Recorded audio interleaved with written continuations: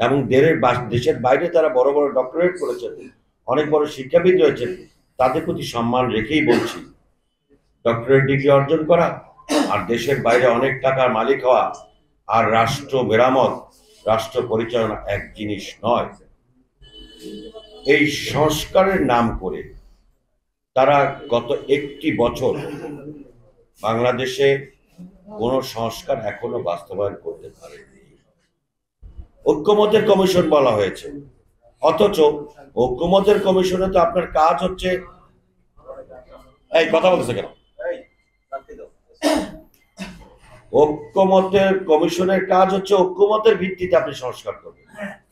তো যদি সকল সকল স্টেক হোল্ডার, রাজনৈতিক দলগুলো যেই যেই বিষয়ে একমত হবে, সেই বিষয়ে ঐক্যমতের ভিত্তিতে সিদ্ধান্ত নিতে পারলে সেটাই হচ্ছে ঐক্যমত্য কমিশনের প্রধান কাজ। কিন্তু তারা সংস্কারের নামে যে সময়টা ক্ষেপণ করেছেন, দেশের কিন্তু অনেক ক্ষতি হয়ে গেছে।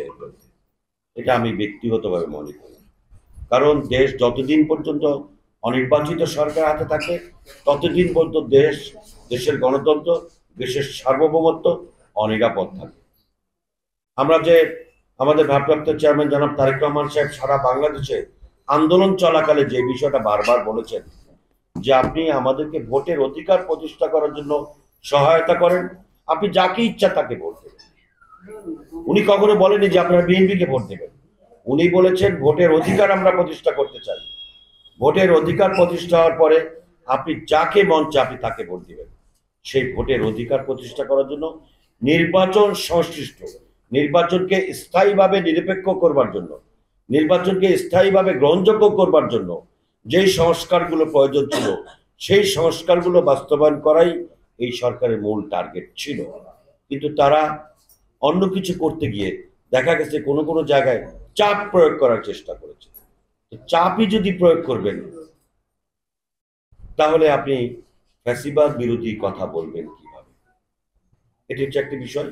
এবং আমি মনে করি যে খুব দ্রুত এটি গ্রহণযোগ্য নির্বাচন করার জন্য যে ধরনের সংস্কার করা উচিত, সেই সংস্কারগুলো করলে একটি দ্রুত নির্বাচনমুখী রাষ্ট্র পরিচালনা, নির্বাচনমুখী আমাদেরকে করা উচিত।